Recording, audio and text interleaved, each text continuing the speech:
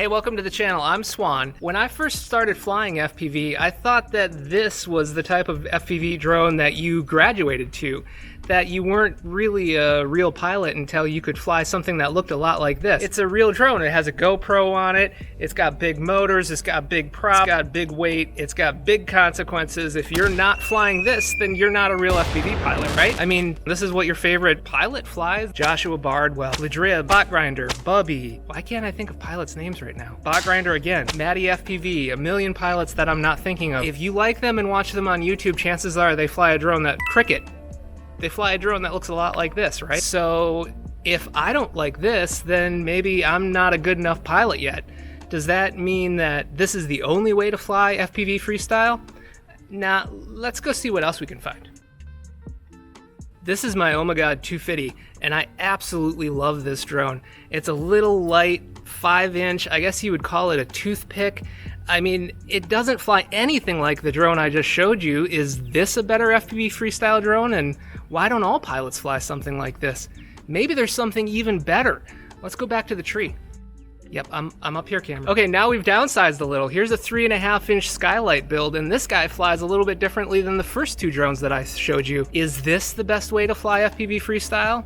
Why don't we fly all three of them today, and we're gonna talk about what's good, what's not so good, maybe what I like and what I don't like, and we'll try to get down to how each of these drones flies differently and which one of them might fit you best and your style best. So let's get into it. We've got a lot of flying to do. I can't wait.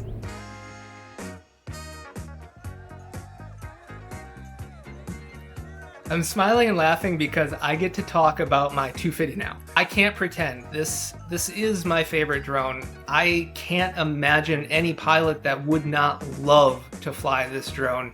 The Ummagawd 2fiddy. You don't have one? Get one! Yeah, that's it. You need a 2fiddy. You fly Cinewhoops, you need a 2fiddy. You fly a 5-inch freestyle, you need a 2fiddy. You fly long range, you need a 2fiddy. You race tiny whoops in your local FPV shop's back room. Bring a 2fiddy next time. It'll be a ball. When you fly this, you feel like you're Superman. You feel like there's zero consequences. It will do anything you ask it to. It is a V8 Miata. It has infinite amounts of torque. It has zero weight. It reads your freaking mind. You're flying and it's like, okay, I want to roll. It's already doing it. It knew you wanted to roll. It's already done and doing the next thing. I guess I could just sit here and gush about my 2fiddy all day. In reality, this just goes to show you that there's different drones that different pilots really like. So let me try to take a step back, contain my enthusiasm for this frame, this drone, this platform, and try to put into words why this drone flies so differently than either of the other two drones that we're going to look at today. And primarily that is due to its extremely low weight compared to the amount of area underneath the props, right? So these are 5.1-inch bi-blade props. And these are my favorite props to run on this because it just feels so punchy, snappy. It just so much torque. Here I'm gushing again. Why is the 2fiddy different than a full weight drone? Do you feel less constrained by the weight of a full 5-inch with a GoPro on top of it? If I want to just fly and have fun one day, I'm bringing my 2fiddy with me. I never record anything really that I'm going to use for any purpose because I don't want to put a camera on top of this. It's like a small Miata. You don't even want to put a suitcase in it because it destroys the perfect 50-50 balance, right? If you're that nerdy about it and you like the way something feels because it fits you, it feels good, it feels like you're wearing a suit. I'm gushing again. Any drone can be improved by removing weight from it. This is an extreme example. It's a very lightweight 5.1-inch toothpick. I don't know if there's anything else I can say about this. Look at the footage. You can see how comfortable I am flying this drone. This drone just fits me. If you don't have a toothpick in your drone arsenal, I think you need to get one. I think if you really want a toothpick that's absolutely bonkers and you're just going full in, get the Giga toothpick. Get a 5-inch toothpick like this one, or a baby tooth, or anything like that. I hope that someday technology catches up and allows us to combine the capability of recording that you get with a full weight GoPro on a 5-inch freestyle drone and we're able to get that quality of recording into a frame this light. That would be the best of both worlds for me. Now, if you fly different places, let's say you fly bandos, you fly places where you're gonna crash hard and you're gonna hit concrete. Is this the best solution for you? Now, I've had no issues with durability on this frame, and it has been crashed a lot. This is my favorite drone to fly. This is the first drone I grab when I'm learning a new trick. This is the first drone that's gonna bounce off a roof for me and come back for more. I've had no issues with durability on this. That being said, I recognize I am mostly a park flyer, right? I don't go to bandos and I don't smash shit on the regular, but I really love flying parks and feeling like I'm enjoying nature and enjoying the space in a different way. And I just can't imagine a better platform to do that type of flying than the 2fiddy. So if that's you, if you've got access to a bunch of parks and you just like to fly and just like to have fun flying, this is it, man. This is the solution. I hope for all of you, I don't need to gush anymore.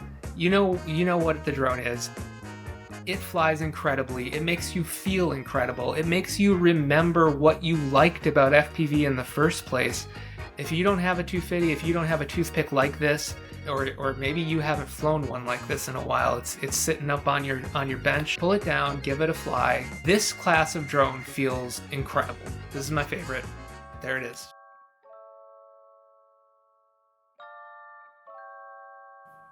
Okay, let's start with the good on the Skylite. This thing feels amazing to fly. It's everything that I expected it to be. I wanted a drone that I could fly in my front yard and it would scale down the space a little bit so that it didn't feel so intimidating to really, rip. If you put a big 5-inch drone in a space that's just too small, you end up kind of, it's not very fun because you're constantly trying to manage the drone and not crash into things versus just trying to fly and have fun. This drone definitely gives you that feeling of it's just small enough you can get into any space you want to. You can also slow this drone down a lot and fly it like a little Cinewhoop. This drone, because it has such good throttle resolution, it's excellent at doing this proximity, slow speed stuff. And it's a lot more stable than micros that are smaller than this. For me, I bought it so that I could run 3.5-inch props on it. So let's get into the bad. So one of the bad things about running 3.5-inch props is you're pretty limited to prop selection in 3.5-inch. Anyway, the air unit, you know how you're supposed to pinch the motors and say, oh, if I can't hold my fingers there for like 3 seconds, that means they're too hot, I need to back off the tune. Yeah, if you hold this thing like this and you try to hold the air unit for 3 seconds after flying here, it gets worryingly hot. I have never seen the air unit overheat, to be fair. It does have to endure at least 90 to 100 degree heat because there's going to be months in the summer here in Arizona where you wake up and that's, 90 degrees might be as cool as it gets that day. So if you're going to fly, that's what it's going to be. We'll see. I did have one minor issue. I was having so much fun that I actually flew it until the battery went completely flat and I kind of had a belly landing. One of the arms actually got pushed back far enough so this prop was touching this prop. I preferred frames that hold the arms with 2 through holes because it prevents that shifting from ever happening. I think durability as far as the quality of the carbon and the thickness and everything is going to be fine. That was just one of the things that I did notice just because of the way that the arms are attached to the frame. Now, the noise characteristics and the black box on this, I won't get into that, but it's excellent. The frame is quiet in terms of vibration, and I think it's great. I have no complaints with the frame. We're still gonna fly my full 5-inch with a GoPro because the best thing about that is the quality of video that it can give you.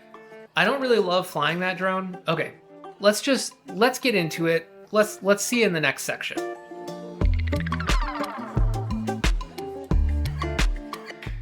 Okay, last but in no way least, El Chico Gordo. It's really not even that heavy. I'm sure this thing doesn't even tip the scales on the extreme high end, but to me, this thing feels so weighty in the air. Now, The trade-off obviously is that it feels so incredibly stable in the air, and if you're the type of pilot who really enjoys that simulator feeling where everything is completely locked in, the drone is completely locked, the wind doesn't seem to push it around a lot, this drone feels the most locked in, there is no question. This drone also provides the highest quality video when compared to the other two drones that we looked at. There's no question about that. The GoPro footage looks great. It's the industry standard. You can dial in the amount of motion blur. If you are looking to provide the best quality video to your viewer, then a solution like this is still the answer. The O3 Air unit doesn't get you the quality video that I feel the GoPro does. And really, for me, that is where it starts and stops on the conversation with this drone, because that is the only thing this drone does for me. This drone, to me, is a pickup truck. This drone does a job. It can haul a 4x8 sheet of plywood home, and that is it. That's it. I pull it out when I need to use it, when I have a reason to endure the extra weight for the quality of video that I require. I will fly this drone. Do I enjoy flying this drone without the GoPro on it? Yeah, this drone is freaking awesome to fly without the GoPro on it. I love it. So much punch. It feels locked in, but not so much weight that it's... The weight on the front of this, it's subtle, and you know, I know other pilots probably just get used to it, and I'm picky, but when you have the weight all on the front like that, you can feel it. It's trying to pull you and pitch you in a certain direction. When you remove that from this drone, it feels amazing. It is absolutely incredible. Is it as good to fly as my 2fiddy? There are situations where without the GoPro, this would give me a lot more confidence because of its increased durability. These are some pretty beefy arms, and the entire package is super well constructed. Like, this is definitely going to dent whatever you run into, but chances are you're going to walk away from it with all of your electronics intact, and maybe you break an arm or break a motor or something. I don't know. I don't really fly bandos and crash ever. If you're flying in a park, I can't imagine there's a situation where you could ever break this drone. If you're a park flyer, this thing is basically bomb-proof. This, without the GoPro on it, to me, because of that sense of security, that presence in the air, the stability, does feel different to fly. There are some days when you just want to stuff a 5-inch drone through a hole, and I can't describe. Today wasn't one of those days for me. I didn't enjoy flying this drone today. Some days it gets to me. Some days putting the GoPro on top of it like this, even though this GoPro has insurance and I shouldn't freaking care. I don't know why. I still care. I don't want to crash my drone. I don't want to break my GoPro. I don't want to send it back and go through that shit. I just want to have fun flying a drone for a day. So when I don't need to provide the best quality video, I just won't put the GoPro on this drone. And I'll enjoy a day with this drone, you know, flying my little pickup truck around the park and feeling indestructible. Short flight, I'm just not feeling it today. For some reason my hands are shaking, and I just feel like maybe talking about all the sense of consequence or whatever with the drone has really gotten my head. So, you know, that's the flight today, and tomorrow's a new day. So that, you know, we'll take what we can get every day, right? So that's what we got today. Tomorrow's going to be different, and we just keep moving forward. All right. All right, guys, that's it for today. We flew 3 of my favorite drones, all favorites for different reasons. Some days are better than others for certain drones. Today was like that. Like, subscribe, comment, whatever you do. I really appreciate it. It does mean a lot to me. We'll see you next time.